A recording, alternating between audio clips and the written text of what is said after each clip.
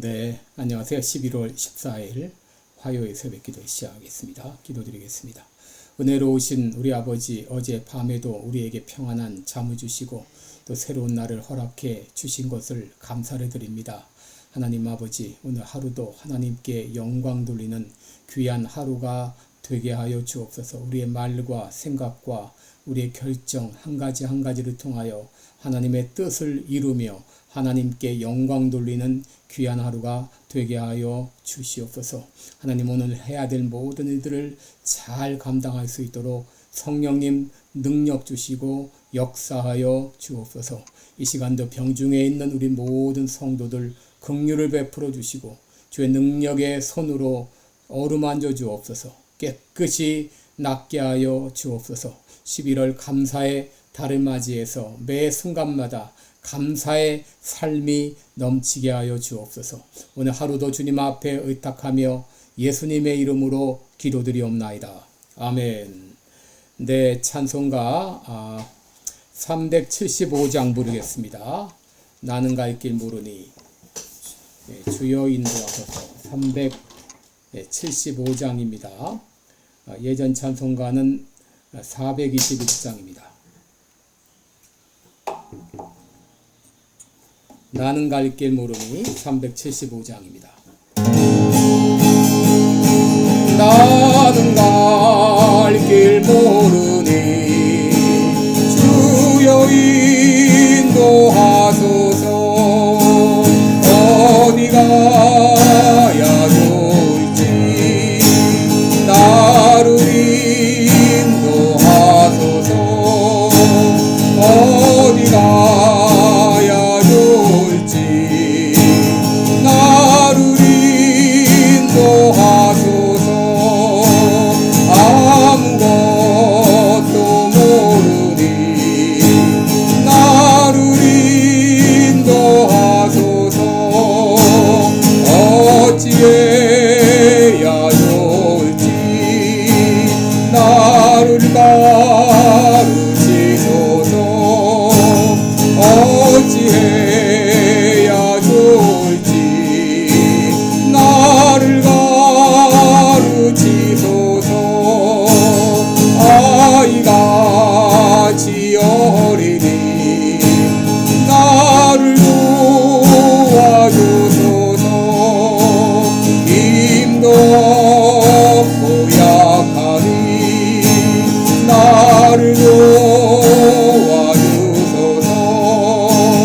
힘도 없고 약하니 나를 도와주소서. 마음이 심히 슬프니 나를 위로하소서. 의지 없이 다니니 나를 위로하소서. 의지 없이 다니니 나를 위로하소서.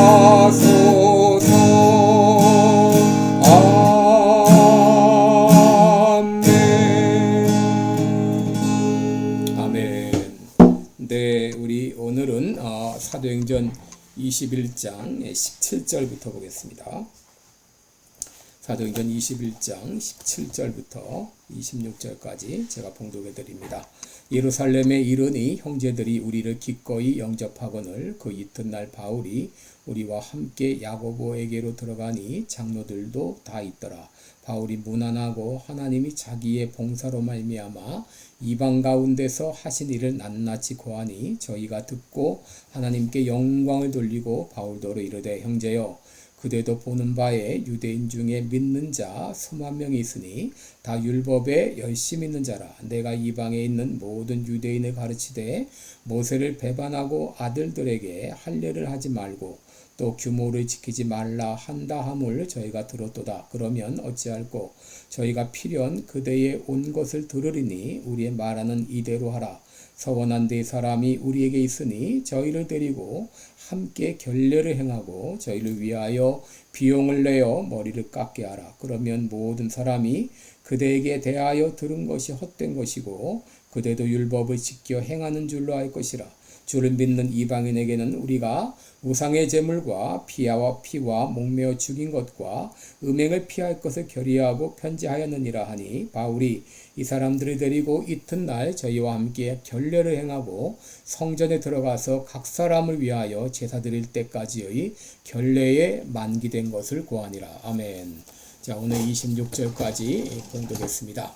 이제 오늘 본문은 바울이 예루살렘에 드디어 도착한 후에 그곳에서 있었던 일을 일기 형식으로 설명해 주고 있습니다. 바울이 예루살렘에 왔을 때 사람들은 바울 일행을 영접했습니다. 17절을 보시면 예루살렘에 이르니 형제들이 우리를 기꺼이 영접하거늘 이라고 했습니다. 여기서 우리들은 그리스도인 상호 간의 이런 아름다운 교제, 펠로우십의 모습을 볼 수 있죠.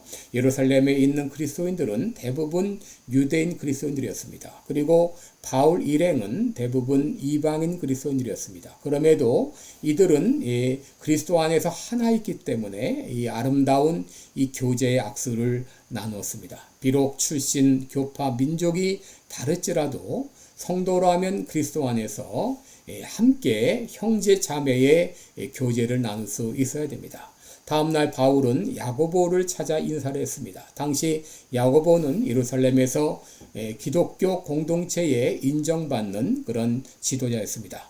사도행전 15장을 보면 예루살렘 총회에서 야고보는 총회의 의장이었는데 20년이 지난 그 즈음에도 야고보는 여전히 예루살렘 교회의 지도자였습니다. 바로 그 야고보를 만난 것이죠. 바울은 야고보를 만나서 그동안 하나님께서 그를 통해서 어떻게 역사하셨는지 하나하나 소상히 말을 했습니다.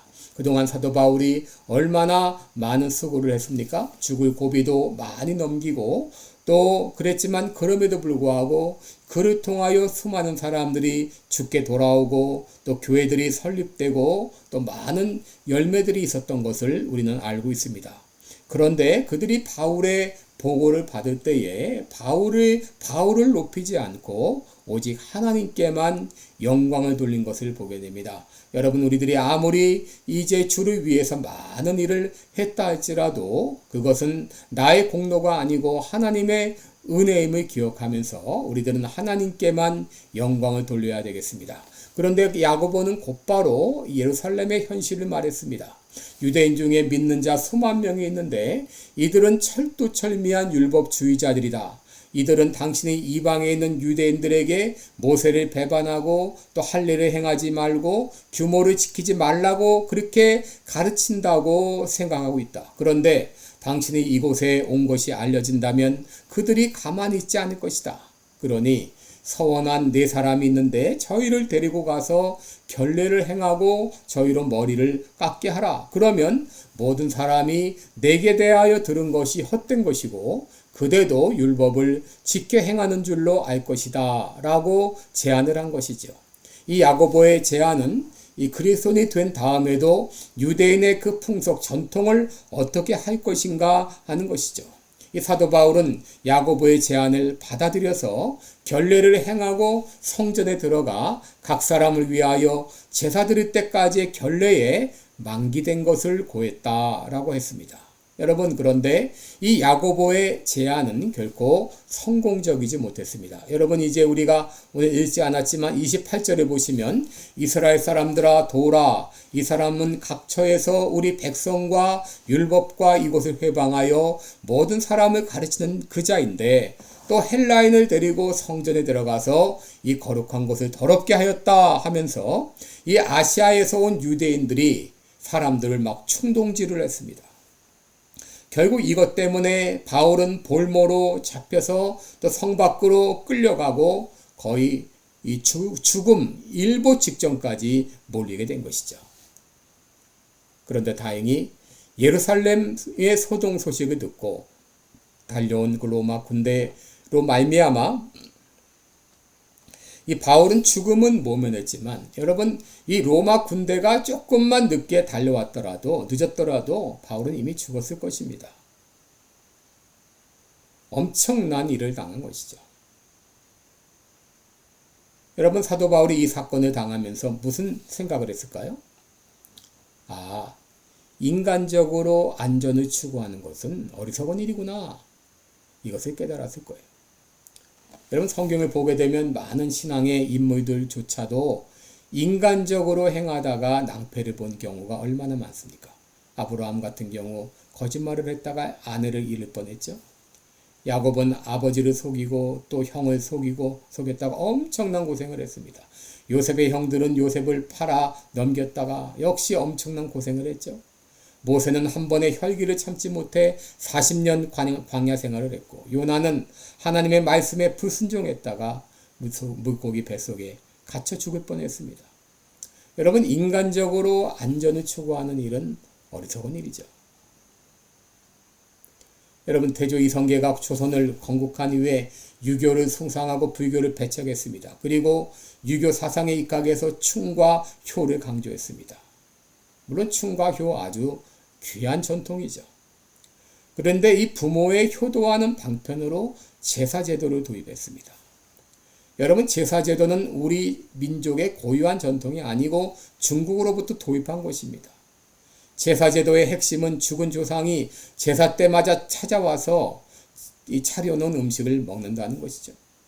죽은 사람의 혼이 떠다닌다고 하는 것이죠. 이건 있을 수 없는 일이고, 또 죽은 조상의 혼이 와서 차려놓은 음식을 먹는다는 것, 그것도 있을 수 없는 일이죠. 그래서 기독교는 이 조상 숭배를 우상 숭배로 간주해서 반대해 왔고, 이것 때문에 수많은 사람들이 순교하고 박해를 받았습니다. 그런데 언제부터인가 제사 문제에 대해서 현실적인 제안을 하는 사람들이 있었어요. 그것은 신자라 할지라도 화평을 위해서 제사에 참여하라고 하는 것이죠. 물론 기독교인으로서 안 믿는 가정에서 믿음을 지킨다고 하는 것 참 어려운 일이죠. 또 제사를 거부하는 것도 쉽지 않을 것입니다. 그럼에도 우리 기독교인들은 모든 가족의 이 모임에 적극적으로 참여하고 제사를 준비할 때 준비에도 참여할 수 있지만은, 그러나 제사를 직접 참여하는 것은, 이것은 우상 숭배고 이것은 하나님이 기뻐하는 일이 아니죠. 그런데 평화를 빙자한 혼합주의를 주장하면서 제사에 참여해도 된다라고 말하는 사람들이 있다는 것이죠. 여러분, 이스라엘은 이 바알 종교와의 혼합으로 멸망을 자초했고, 중세 기독교는 이교 신앙과의 혼합주의로 부패했고, 여러분, 이런 인간적인 생각은 멸망의 지름길입니다. 야고보가 바울의 신변을 보호해주기 위해서 인간적인 제안을 했는데, 여러분, 이것은 하나님을 의지하는 방법이라기보다도 인간을 의지하는 방법이었어요. 잠언 29장 35절에 보면 사람을 의지하면 올무에 빠지게 되거니와 하나님을 의지하면 안전하리라 라고 했습니다. 여러분, 인간적인 방법으로 사람을 의지하고 나가면 잠깐은 좋은지 몰라도 결국은 멸망을 자초하는 것이죠. 그러나 하나님을 의지하면 안전합니다. 여러분, 사람의 방법, 인간적인 방법 절대로 여러분 쫓아가지 마시기 바랍니다. 그 방법이 아니라면 안 됩니다. 이렇게 사단은 우리를 유혹하고 속삭이죠. 그쪽으로 가야 된다. 그거 아니면 안 된다. 그러나 사단의 달콤한 유혹인 것을 알고 우리는 사람의 방법은 우리는 거절해야 됩니다. 사람을 의지하면 올무에 빠집니다. 오직 하나님을 의지하는 자만이 안전한 것이죠. 기도하겠습니다. 은혜로우신 우리 아버지, 우리가 믿음 생활한다고 하면서 얼마나 사람을 의지했습니까? 인간적인 방법을 추구했습니까? 아버지, 우리의 죄를 용서하여 주옵소서. 철저히 하나님의 방법을 따라 하나님이 기뻐하는 그런 삶을 살아가는 우리 모든 성도들이 되게 하여 주옵소서. 감사드리며 예수님의 이름으로 기도드리옵나이다. 아멘. 네, 여러분, 오늘도 복된 하루 되시기 바랍니다. 감사합니다.